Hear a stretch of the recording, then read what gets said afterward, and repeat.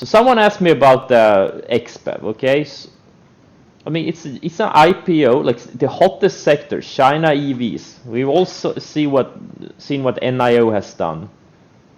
And also LI broke out last week and has been going straight up. And now we had this XBEV broke out yesterday out of this IPO flag. You know, these things, IPO breakouts can be super powerful, especially when it's a hot sector. It was too fast. Ari, another solar name, recent IPO. The problem is it reports tonight. That's the problem. I would be buying this thing. It's a thin name. I would be I would buy a small position, but this thing could be down 30% on earnings. I don't know. So it's a pass for me. Avoid net. Well, I don't know where your entry is, but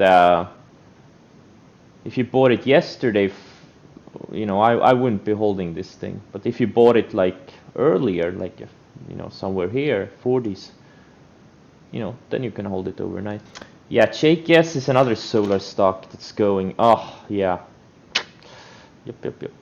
I bought SPWR and EMPH. Those are the ones I bought.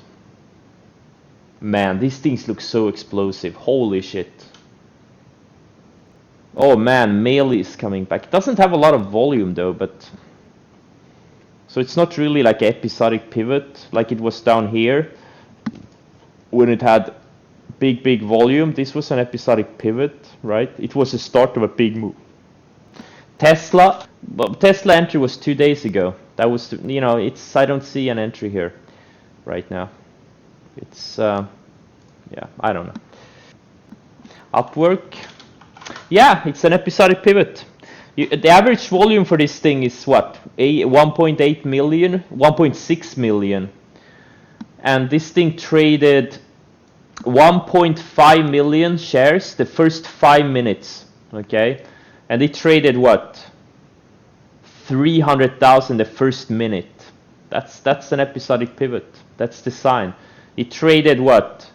20% of its average daily volume in the first minute. That's a big deal.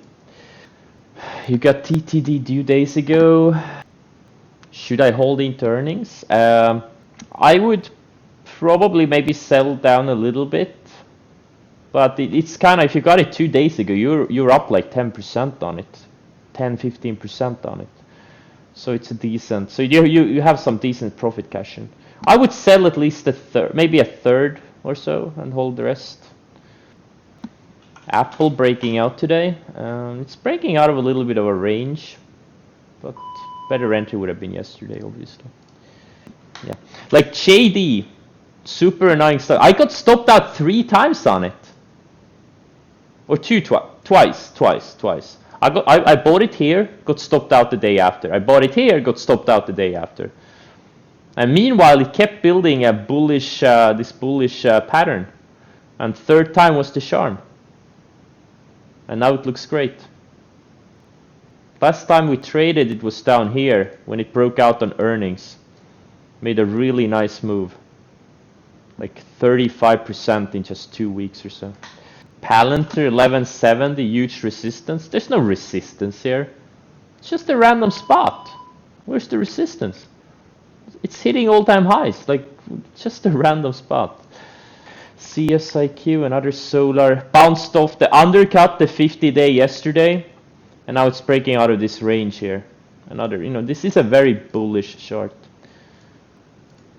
A lot of solars are looking so good. EMPH, SPWR, CSIQ, SPW, DQ is a China solar related stock. Ari is one. Oh my, what? Last time I looked at it, this was like at 38.50. Oh my god. Oh, that's the problem. It reports after hours. That's the problem. That's, oh man, this thing could go to 100. But again, that stupid report is after hours. Exos, it's maybe later. This is the one I bought opening range highs on earnings, but I only got filled on 1/10 of my position. So I sold it before the close. And now it's flagging. I think it needs at least a few more days. CSIQ, I already talked about that. Opening range highs would have been the, or when it broke out of this range here, you know, 30, mid 38s maybe, low mid 38s. That was the entry on it.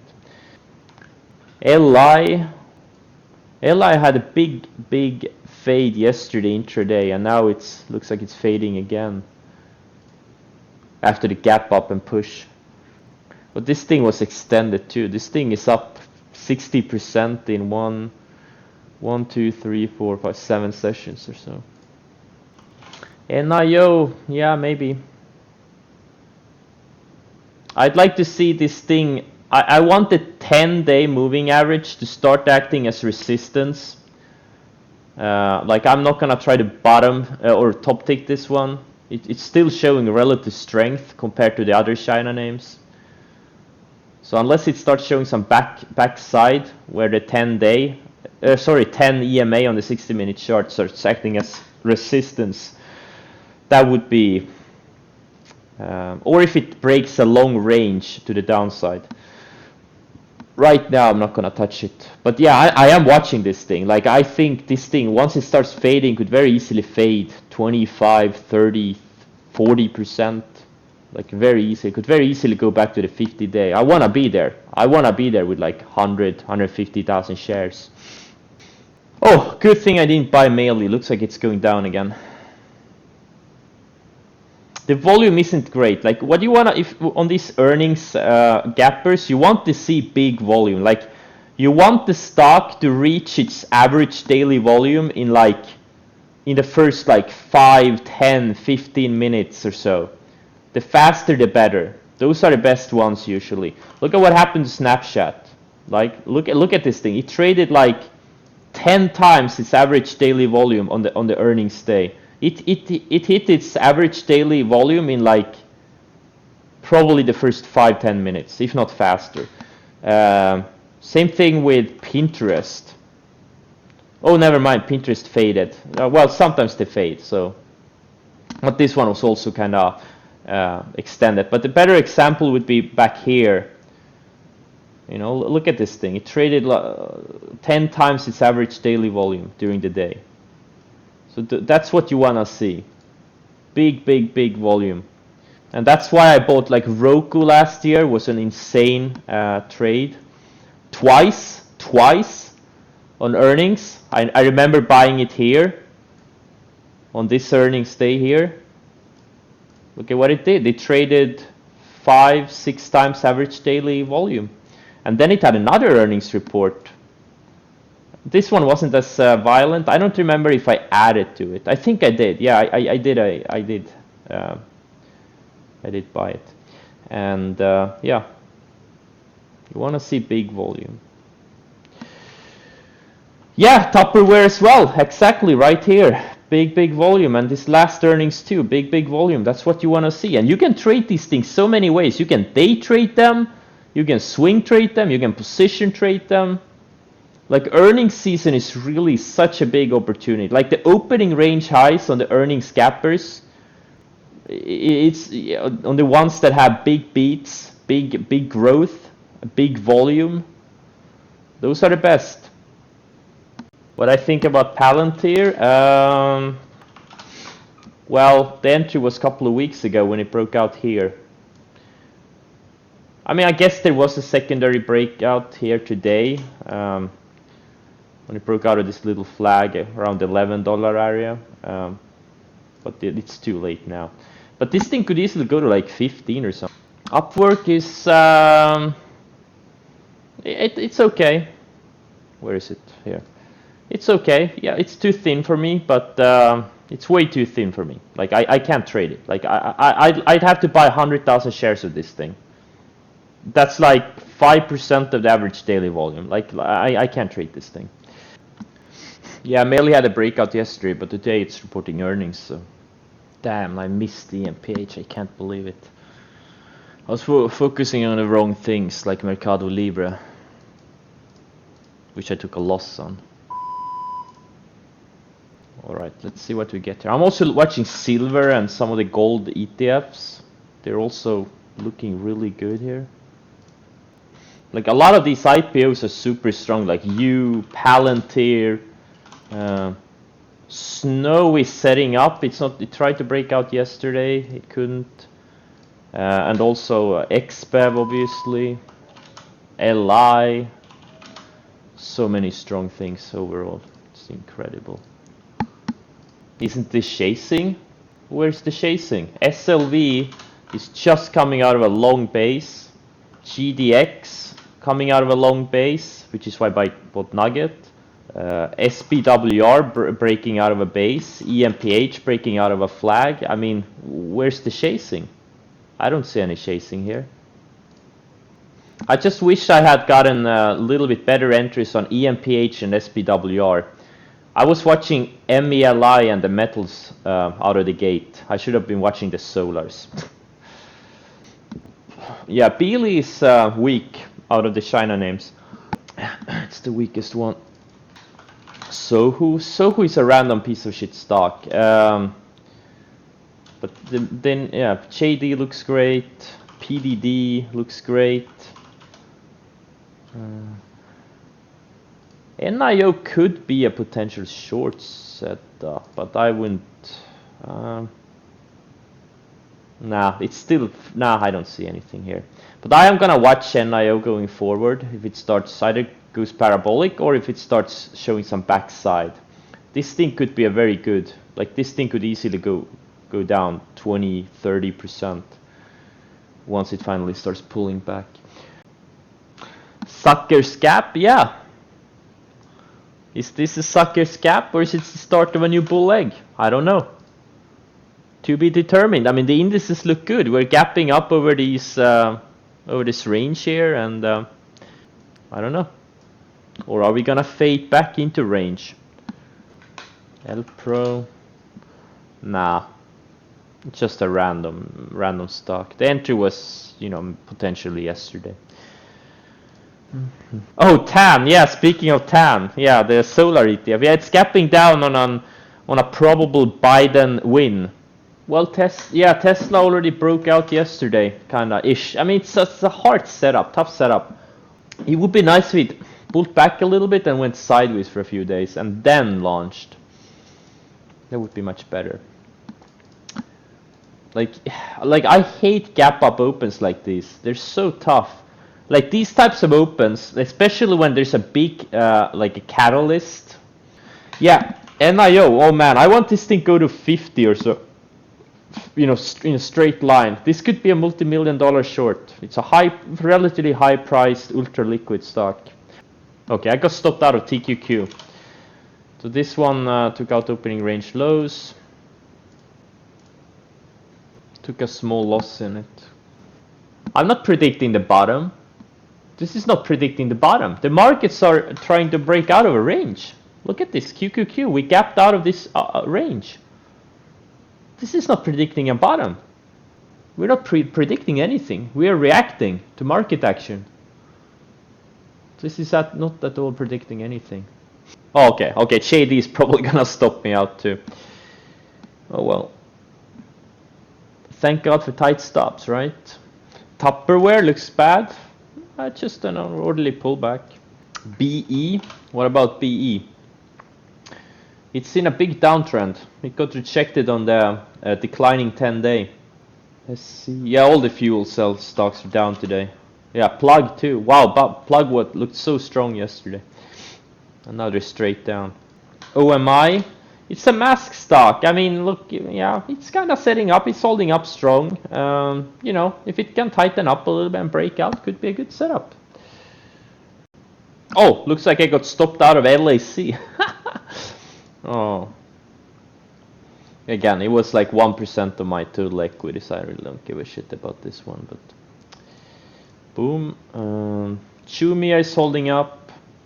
JD is hanging by a thread, probably gonna stop me. Beely is strong.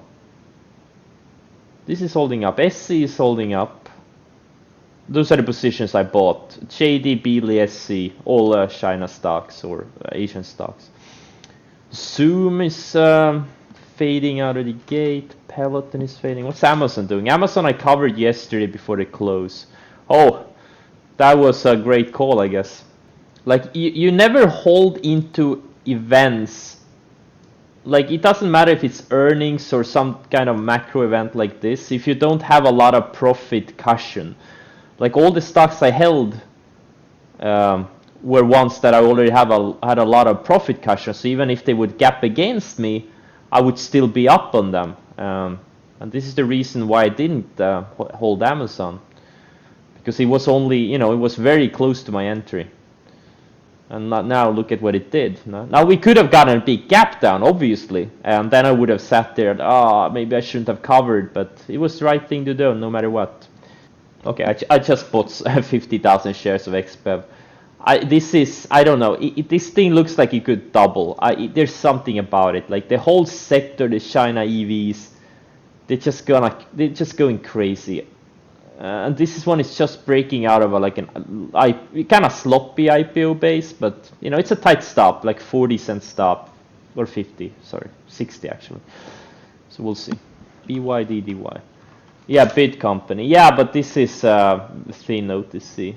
How do you trade this thing?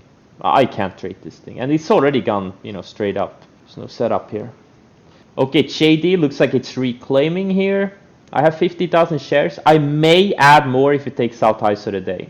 XBEV almost stops me out right now, but looks like it's reclaiming here. But look at JD. Look at Beely. Look at SC. These Asia stocks, doing really well. They could go in multi-month runs. They're all breaking out of nice flags. Chio, yeah, Chio was another one of these prison stocks. There were others. I just don't remember them. Is NIO? Like, for example, NIO, like, unfortunately, I didn't. I bought it here, but I should have added, because it gapped up over this high tide flag. Look at the volume, gap up volume, and look at the move it made since. This is an episodic pivot coming from strength. KWeb, yeah, it's a yeah, wow, look at this thing, is breaking out of a beautiful flag. Wow, this is a five-star setup. Unfortunately, it's super slow, ADR 1.7. It's just a very slow ETF. But yeah, like stuff like JD, Beely, these things are all probably in the ETF. Celsius, yeah, Celsius is good. Yeah, it looks good. It's just not on the weekly chart. It looks pretty good. It's a little bit sloppy on the daily, but it could work. One of these days, like it tried to break out so many times. One of these days, it's gonna go. It's gonna be at 40. VIX, VIX is going down. But those are my thoughts on it. Is Doyu? Consistently, it's the Chinese stocks that looking good. Tencent is really strong. Baba was strong until yesterday. It was at a nice flag going on for it until the Shanghai Stock Exchange suspended the Ant Group IPO. Kind of ruined the party, I guess. Doyu and Huya, weren't they gonna merge? Because Tencent owns a sizable position in both of them, so they're just gonna merge it, because right now they're just competing with each other. They're like the Twitch or China, both of them. Yalla? China? This is not a China stock, right? Wow, Google. Wait, Google is about to hit all-time highs? Wow. That's, this is bullish for the market.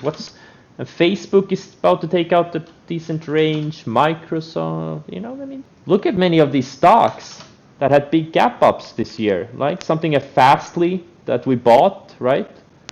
Had a big scary gap up, right? It even sold off at first, and then it took out highs of the day, and look at the move it made, right?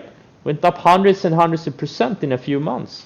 Livongo, it's not, oh yeah, Livongo is now delisted, but Livongo is another episodic pivot I bought early April, went up like 200%.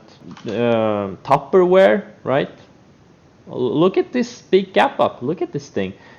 Now it did undercut the lows, so the gap up day, unfortunately. But look at the move. This is the basic principle of episodic pivots. Preferably, you want a stock that has been going down or sideways for many months, or even years. But sometimes also episodic pivot from strength can work really good. Snapchat, yeah, I mean, it's, to me, it hasn't gone. I think the 20-day needs to catch up. You know, I wouldn't buy it here, and I mean, yeah, no, I wouldn't. I mean, look, it could go straight up, but your entry really on this thing was the opening range highs on the episodic pivot day. Okay, but I kind of, yeah, I dropped the ball on this. TQQ. Oh, because I forgot to add. Thanks, guys. Thanks, guys. Because I had it opening range highs, then I got stopped out, then I removed it from my positions box, and then I forgot to re-add. But now it's here. Thanks for being awake, guys. What about Doku? Well, the entry again was opening range highs, but this wasn't a good setup coming into it. Like, it was inside of the range when it triggered. You know, it's a tough setup. Like this, don't get me wrong, if the market keeps going, this is gonna go to 300 this month, 350 this year, probably. But yeah, it was a tough setup, that's the problem. That's why I focus on stuff like JD, that these easy setups, like these easy range breaks. Like Beely, also easier range break. SC, like, you know, easy range break. And what more, XBEV also an easy range break. I'm very close stopping, or not stopping out of, but just, you know, sizing down on Peloton. It's been building higher lows coming into this, and now it's kind of, you know, strong with everything else. Trill, yeah, you know, it's up too much now, but yeah, I mean, it was a nice momentum stock before and built higher lows into this, and yeah, it's not not a super clean setup, but absolutely could work. But you know, the entry was opening range highs. It's way too late now.